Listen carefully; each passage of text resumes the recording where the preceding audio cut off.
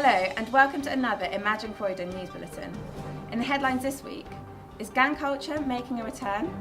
The council debates how best to tackle this. The current level of CCTV funding is also under debate, with the potential that its funding could be reduced, causing concern among local residents. And finally, vocational training comes under scrutiny as the council looks at the potential to increase its provision to give an opportunity to those who do not wish to continue with academic study.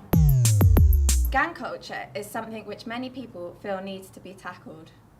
At the moment, the council is considering introducing one of two schemes in an attempt to reduce and eventually eliminate it from the borough. The first of these schemes is a hard crackdown on gang culture by targeting youth groups who appear to pose a problem to the local community. The first idea has been met with a mixed response, and we go to Tony Ayers, the police chief, for his views on this. Every consultation we do with Croydon residents shows us that gang culture is a scourge in this town. We're determined to crack down on it. We're determined to tackle it, and the extra resources that we'll get through this proposal will enable us to do just that, and that will improve Croydon immeasurably. Another idea put forward by the council is to create a community engagement programme in the hope that gang culture could be examined in more depth and to persuade gang members to change their behaviour.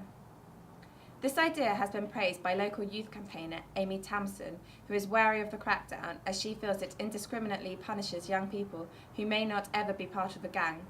Others have not been so supportive.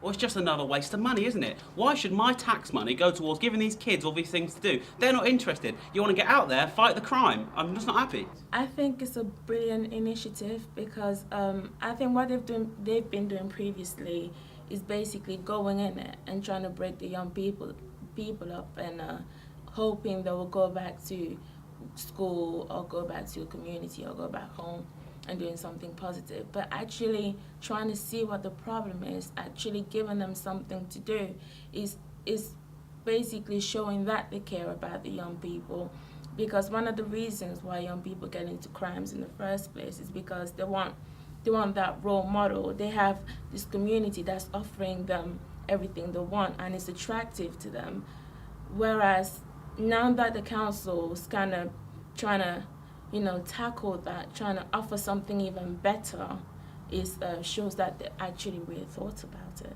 The level of CCTV is currently under debate, with proposals being brought forward about the level of funding it receives.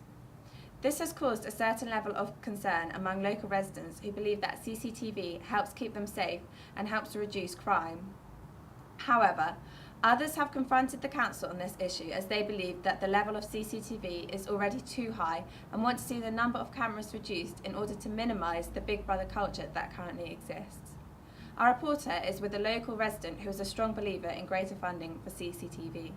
As a local resident, yes, I think CCTV is a good solution to tackle crime into the area, especially the nights. I've got often troubles outside my club around 2 o'clock in the morning, and I think increasing the numbers of CCTV will reduce the crime and will help as well to understand and to solve some crimes if they arise in the area.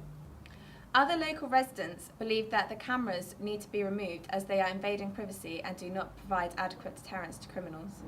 I think there's too many CCTV cameras at the moment, to be honest.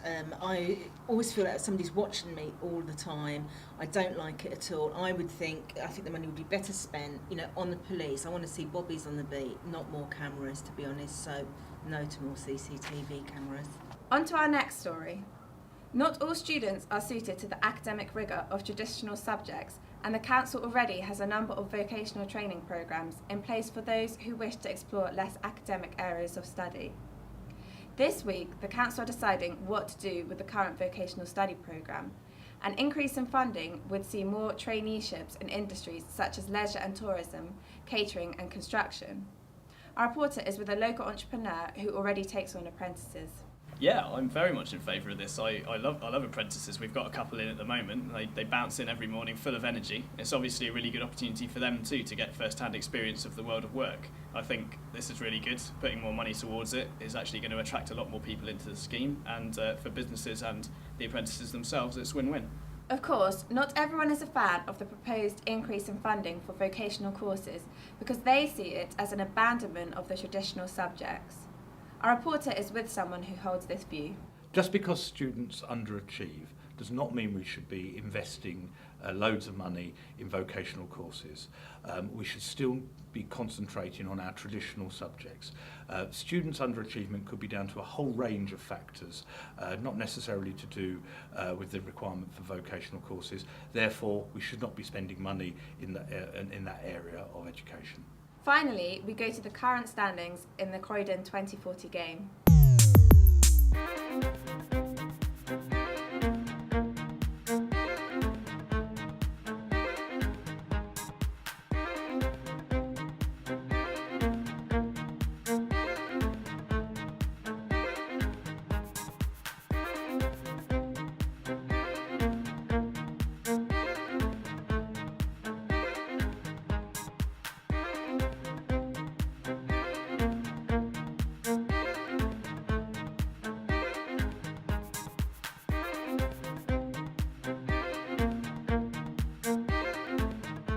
That's all we have time for today. You have been watching the Imagine Croydon News Bulletin with me, your host, Nicola Nelson. Thanks for watching and you stay classy, Croydon.